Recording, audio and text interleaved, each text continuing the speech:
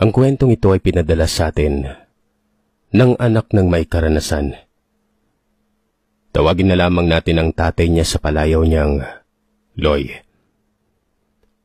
At itong karanasan na ito ay nasa point of view niya. Lumaki ako sa tabing dagat, kung saan pangingisda, paggawa ng tuyo at asin ang aming hanapbuhay. Pero ang aking ina, nagbebenta sa palengke tuwing linggo.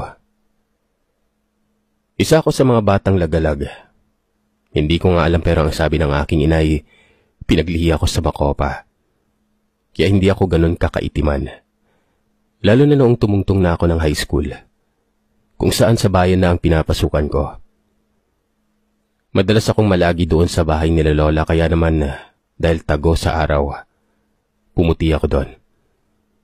At gawa nga ng kapag maputi ka ay malaking points na yon. Para kumbaga dagdag pogi points sa mga babae doon mga kapanahunan. Pero minsan, ito din ang rason kung bakit inaasar ka na binabae. Aminin ko na overconfident ako noon. Mayabang, mahangin, dahil nga sa kulay ko. Pansinin naman kasi talaga kaya lumaki siguro talaga ang ulo ko. Ito din ang rason kung bakit noong nagbibinata na ako ay napasama ako sa mga barkadang palagala.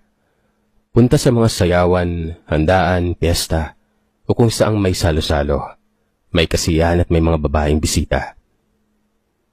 Noong mga panahon na ito, yung mga dalagang Pilipina ay hindi mo talaga basta-basta makukuha pero kahit papaano, nagpapakita sila ng motibo pero nananaig pa rin yung takot nila sa kanilang mga magulang. Kaya naman hindi sila basta-basta nagpapakuha o umaapak sa patibong ng mga kalalakihan. Nagpunta kami sa isang piyestahan noon. Kasama ko ang aking mga barkada. 5 sila. Pero ang iha-highlight ko lamang ay si Lito. Mangyari kasi na lugar ni Lito ito. Bali habang gumagala kami ay meron akong nakitang babae noon. Nabigani talaga ako gawa ng ang kinis niya.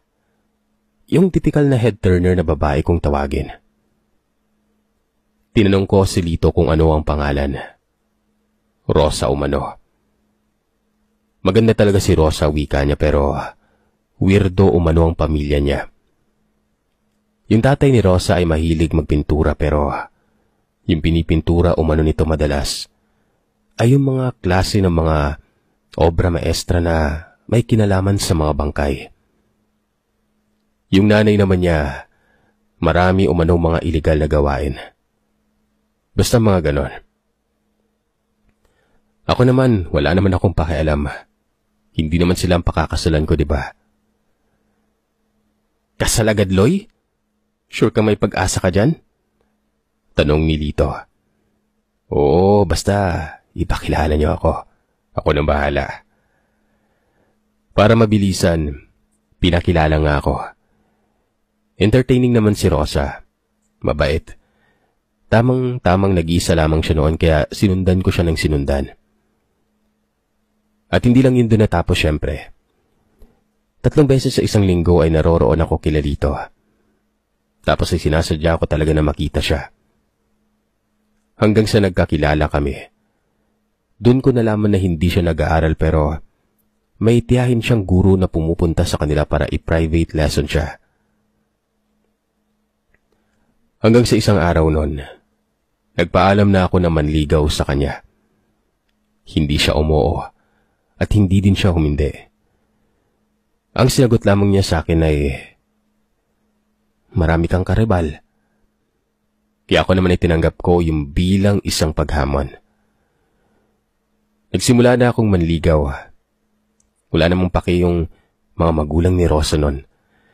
Tatango-tango lang kapag naroroon ako at siyang ang tunay Sir Seth. Paminsan-minsan ay may mga nakakasabay akong manliligaw.